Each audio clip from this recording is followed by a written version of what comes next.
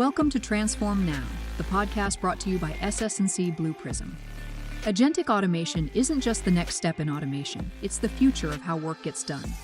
By enabling intelligent, autonomous agents to take action, adapt, and collaborate, organizations are unlocking new levels of productivity, growth, and customer delight.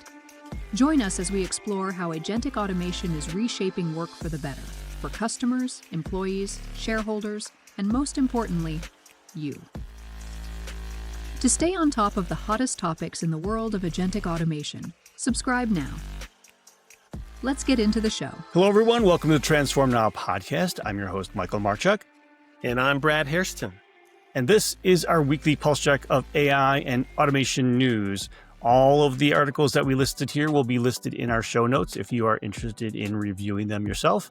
And Brad, today we have a high water mark here. We're doing 6, and it's actually 5.5 because the last one is more of an update on something we talked about before. But are you ready to go? I've got an extra large coffee. I'm ready to rock. Fantastic. Then we're going to get us started here. The first one is from Business Insider, and the title of this article is AI Agents Could Make the Org Chart Obsolete. Microsoft's AI product lead explains what might replace it. And so all that goes through my mind is that we are going to be reporting to some AI overlord at some point in time. So all these please and thank yous that we've been asking to ChatGPT may come in handy. So what's this all about? That's right. And sooner than you think. Yes. We just hope those agents will be generous and let us take vacation and go out and get some fresh air, because they don't care about fresh air, but you care about fresh air. So we'll see. We'll see how it goes. This is an interesting one. It comes from some comments made by Microsoft's AI platform product leader, his name, Asha Sharma. I don't know if it's a male or female, to be honest. But Asha has hinted that, as we embed more AI agents into every one of our workflows, we're going to be orchestrating all activities and getting them to the appropriate worker, whether that's a human worker or an agent worker, instead of the traditional way of, hey, who reports to so-and-so? I need to get something to them to do, or I need to get this answered, or whatever. Technology will solve that for us, and agents will solve that for us. And so if you follow that out, there's going to be less middle management. There will be a flattening of most organizations. And I don't know that this is a crazy idea. I can understand the logic behind it. I think big tech has already been reducing layers even ahead of the rest of the industries. And we see that all the time. There's articles coming out all the time about, Google or OpenAI or Microsoft. They've rolled out all this incredible AI. Well, guess what? The people that develop that AI are being let go. They're being taken out in reductions in force. So I think there's some validity to this, and it'll be an interesting one to watch.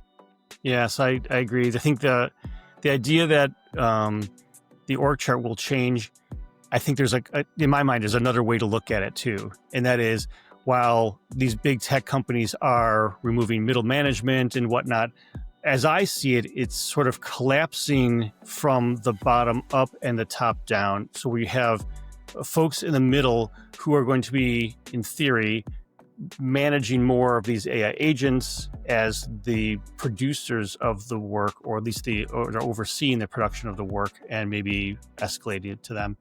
Whereas the executives then will have AI maybe provide some additional scheduling or oversight orchestration across the work, as the executives have the strategy and the ideas and that whole concept of where the business is going, to apply that to that next layer of orchestration. So I see this sandwich in the middle here where we have people kind of in the middle managing AI workers and then being managed in some way, or at least orchestrated by folks that are, or AI agents that may be providing work into their queues, or driving them in a specific way that would help create efficiency. So very interesting. And we're certainly going to see more about this in the next article. Great segue. Unfortunately, they have This one's called "The U.S. Economy Actually Grew by Nearly 1 Million Fewer Jobs Than Previously Thought, and it shows AI is automating away tech jobs," economists say. So, as or you at just least mentioned that's before, one theory, right? that's a theory, exactly. Nobody really knows, but based on what we just saw in the last article and some of the stuff, maybe it's a little closer to the truth than we want to believe. But what's going on with this one? Well, the U.S. Bureau of Labor is certainly an organization that we go to a lot to look at job numbers, and we trust them quite a bit. It's a little scary that they had to go back and update or reset some of the numbers they had previously reported. Right, significant revisions. This article yeah. could all be about just the validity of what they put out there, but they did come back and update their numbers for 2024, and they had previously reported job growth of 168,000 jobs per month in 2024. They've reduced that to 106,000. And furthermore, if you look at what it is right now, it's slowed down even further. It's about 44,000 jobs per month. So if you step back and look at this, and that's what economists are doing, that's the gist of this article, you can make some observations that, information technology or the information industry in general, internet companies, software companies, broadcasting, media companies, they've taken the biggest hit. And it mentions a Stanford University report that's been tracking these numbers over the last 3 years, and they've seen entry-level tech roles go down by 13%. So I don't think we can argue with that trend. And certainly technology disrupts society and disrupts companies. And as innovation takes hold, you see jobs go away. You also see new jobs appear. But the bottom line of this article, the labor market is weaker than we thought.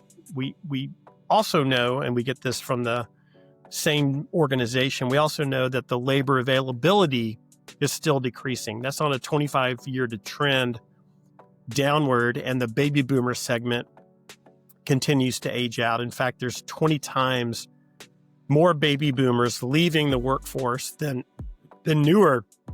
Excuse me, I'm getting choked up about this. You need more coffee. There's 20 times more baby boomers leaving, excuse me, than our, let me pause for a second. Ugh. I think what you're trying to say is Sorry, we'll have to edit this out. We definitely will. Thank goodness for our good internet, our good podcast editing capabilities. Yes. All right, let me go back and I'll start at that last point. Okay, haven't had one of those happen in a long time. The bottom line, Michael, is the labor market is certainly weaker than we thought. We also know from the same organization, we get numbers from them about labor participation rates and things like that. And we know that there's less workers available. That particular stat has been going down for 25 years in a row. There's less newborns happening globally.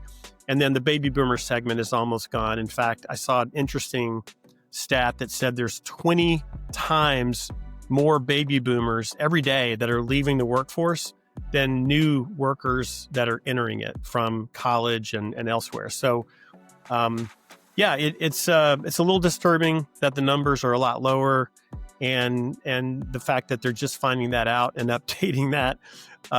But I think it is a trend that we'll continue to watch.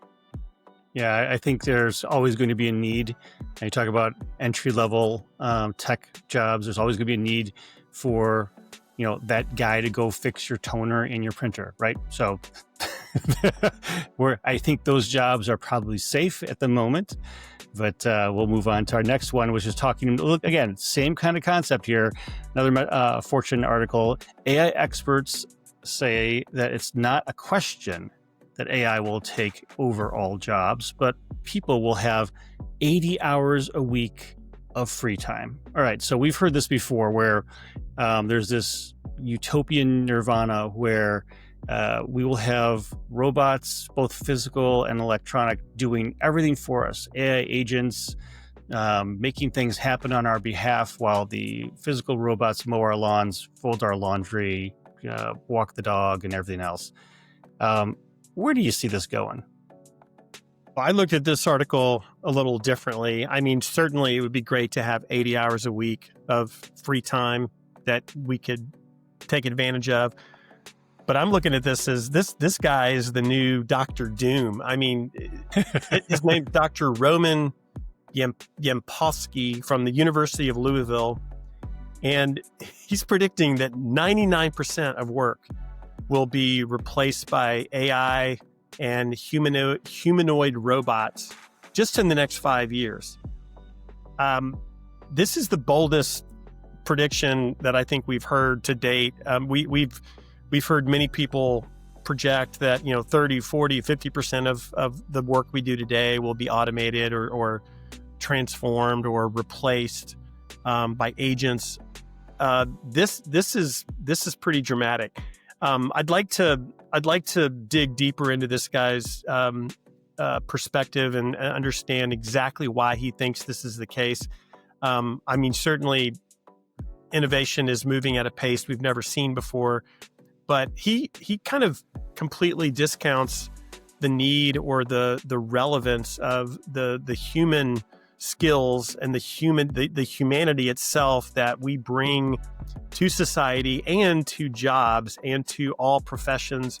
And I'm not just talking about doctors and teachers and those that really need empathy or need more compassion. I think many of our human skills are needed in all jobs, and I'm not just you move away from compassion and empathy. Just the creativity and the ability to innovate the way that we do as humans. I know that AI can create new things, and we see that every day in art and video and what have you. But it's a little sad to think that the humanity in us is going to be diminished so much that we're just going to let robots do everything, and then we're going to go and try to figure out, what do we do 80 hours a week? Do we do picnics, or do we play pickleball, 8 hours a day or whatever? I mean, I think it's a little far-fetched. He does make the point that as we automate more and more and more, you can't really retrain people at that pace. So we can't even upskill fast enough to be able to maintain the relevance of human workers in our companies and what have you. So I understand his premise. I just don't buy it. I also think, this, as he talks about, it gets us into this whole thing about universal basic income. I am not a believer in that. Even if I thought that was something we needed to do, I don't see how that has a snowball's chance in hell of working in any society around the world. But it is something that comes up, and Elon Musk loves to bring it up too. But yeah, I think there's a place for humans, and I don't think we have to start planning out what we're going to do with 80 to 100 hours of free time every week. No, I think this is, in my mind, this is clickbait type of stuff, because quite honestly, there's a purpose that people have in working. So even if somehow all jobs, 100% of jobs were completely done by either humanoid robots or electronic robots, agents, the reality is that people would still find something to do that looks a whole lot like work, and would find a way to build businesses off of that, even if they're automated, but they would be the ones thinking about and doing those things. So it's extremely unlikely that work in itself would ever go away. And I think this is a very, very, when I say misguided, it's a very narrow viewpoint from somebody who I believe is misguided on the broader sense of what work is. Just because you can do it doesn't mean it would happen. For all kinds of other reasons. There's people who, again, this is a very skewed viewpoint in my personal opinion. Yeah. All right, so let's go to the Wall Street Journal and talk about an article that was just published. OpenAI executives rattled by campaigns to derail the for-profit restructuring. Now, they're planning, they had started off as a nonprofit, and they have the way their structure is, and I'm sure you're going to go through this. It's part of it's a nonprofit, part of it's a for-profit, and the board that oversees all of this has very specific ideas in mind. Can you walk us through it? Yeah, this has got to be the biggest thorn in the side of Sam Altman and the for-profit component of OpenAI, because what's going on essentially is politicians are asking the state's attorney general in California to ensure that OpenAI doesn't violate the state's charitable trust law. So the way that OpenAI started as a not-for-profit, there are still a lot of, there's still a lineage there that they can't separate from without getting the politicians and others, to approve it and support it. And right now they're making it very difficult. And of course, you've got Meta and Elon Musk, who are also coaching the state legislators to not, pave the way for this, because they would like to see it, continue to have a heavy not-for-profit tone to it. I think it helps them from a competitive standpoint. All of this is having it's ruffling the feathers of OpenAI, and it's been rumored that they may even pack up and head out. They might head to another state, which would be a huge development. I'm not sure they could pull that off all too quickly, although we've seen Elon start to move huge portions of his enterprise elsewhere, including Texas, my home state. But the other thing it mentions, which is kind of interesting, is the recent news headlines about some suicides that have happened from people on ChatGPT, that they were getting a lot of coaching and advice from ChatGPT over a prolonged time, and then they ended up committing suicide. And that's one data point that's coming up that is being used to say that, look, as OpenAI becomes more profit-centered, this is the outcome. We've lost this is not for the better good of humanity. In fact, it's creating some chaos in society that we don't need, in the form of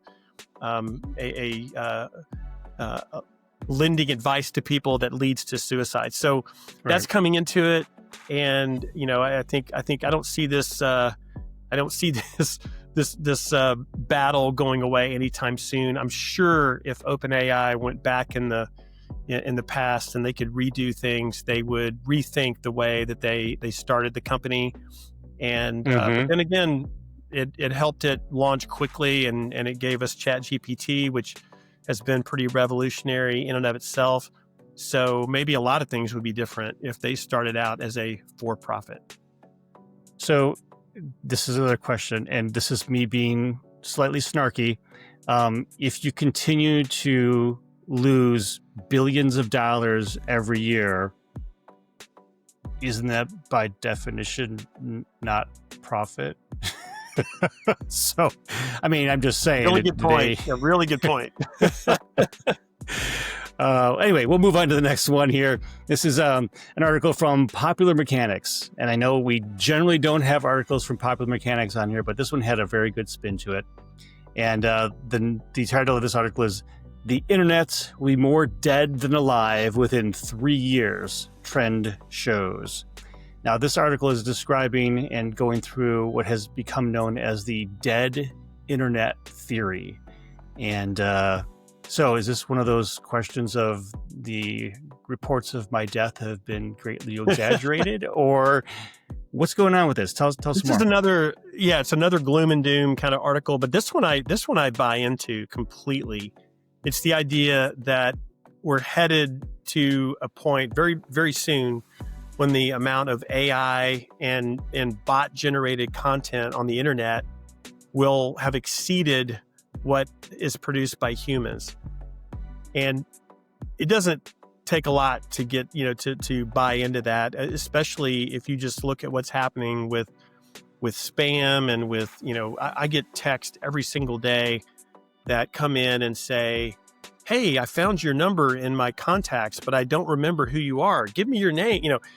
Stuff like that. That's just, it's all bot generated, and the phone calls, the spam, the marketing calls. Right. I mean, it's really staggering. And the article mentions a couple of research reports that kind of point to this. A 2024 bad bot report estimated that nearly half of all the traffic on the internet, was generated by bots. This is in 2024. Mm-hmm. Another report found that there were more than 1,000 news sites on the internet that are run entirely by bots. Mm-hmm. That is really concerning. But I'm not shocked. In the generative AI era, I mean, you can do some pretty crazy things. So, I find this, it's a concerning but does it change our lives? Does it make our life work? I guess we'll spend less time on the internet, and that's a positive thing. But the internet is still so vital to all businesses and, getting the word out and, communicating with prospects and so forth.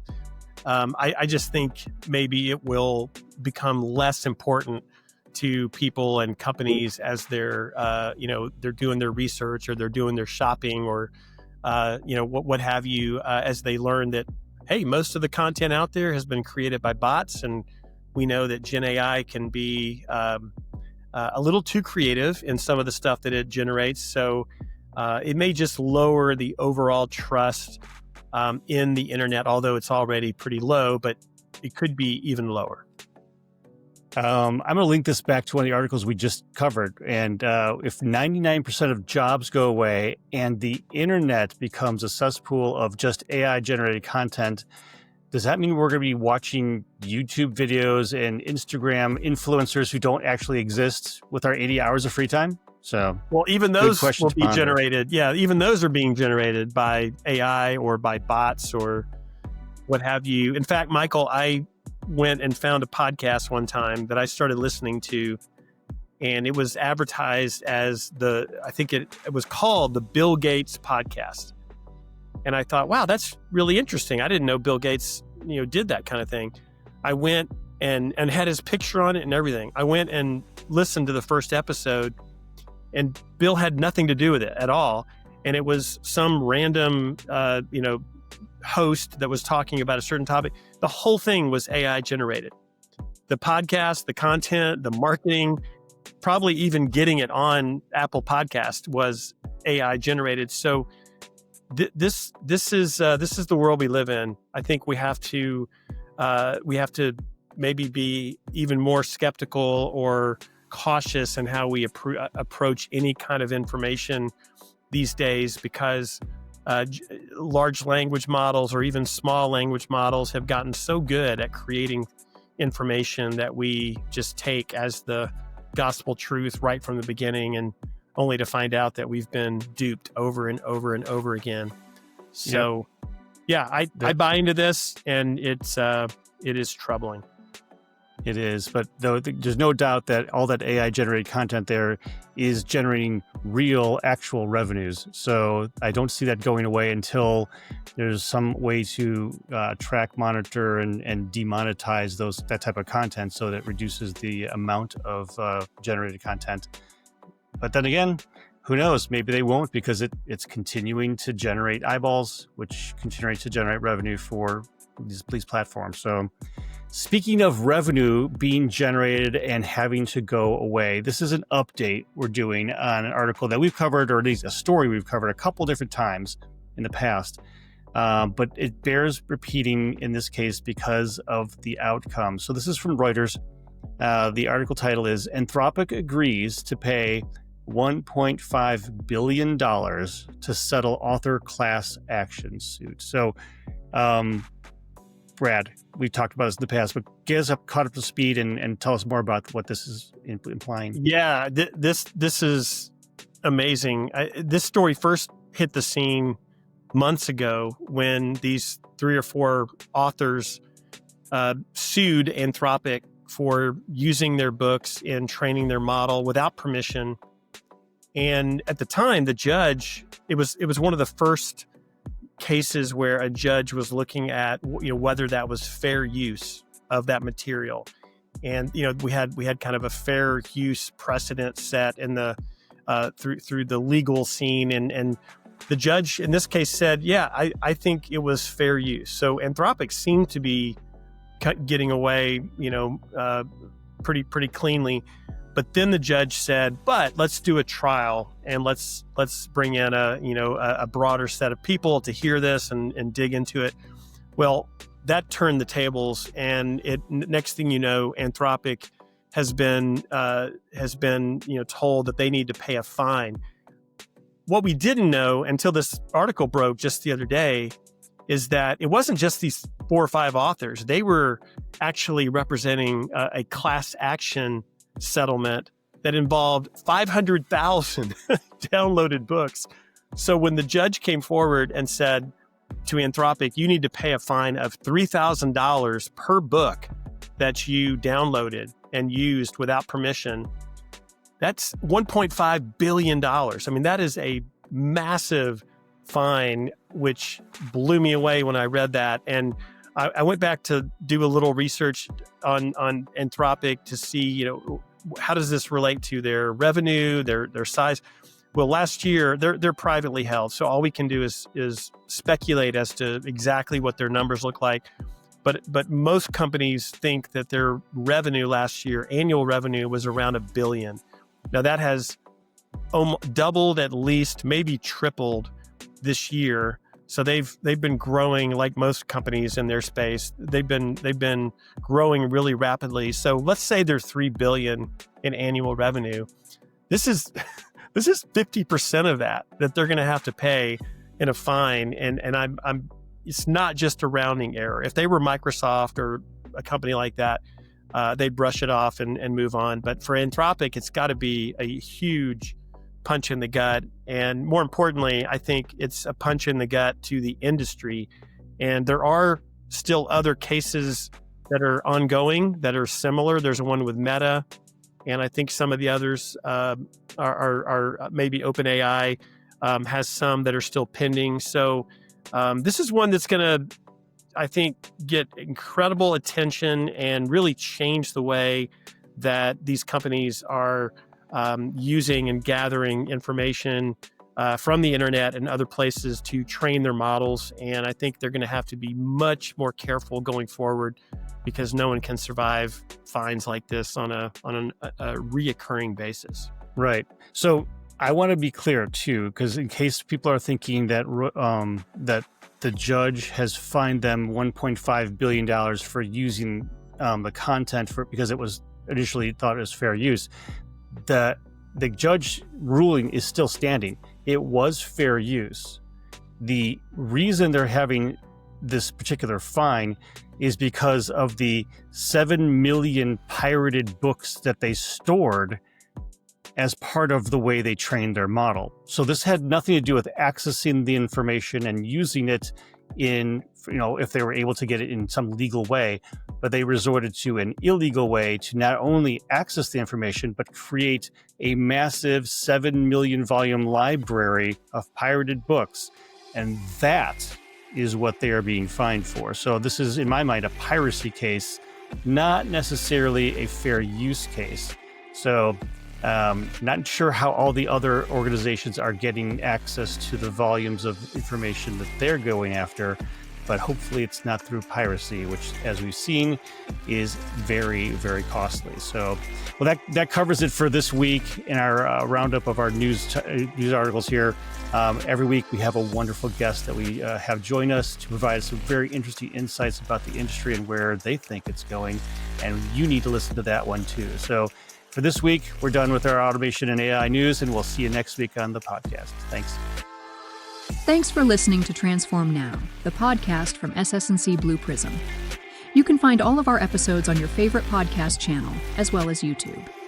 To stay on top of the hottest topics in the world of agentic automation, subscribe now. The future of work is here.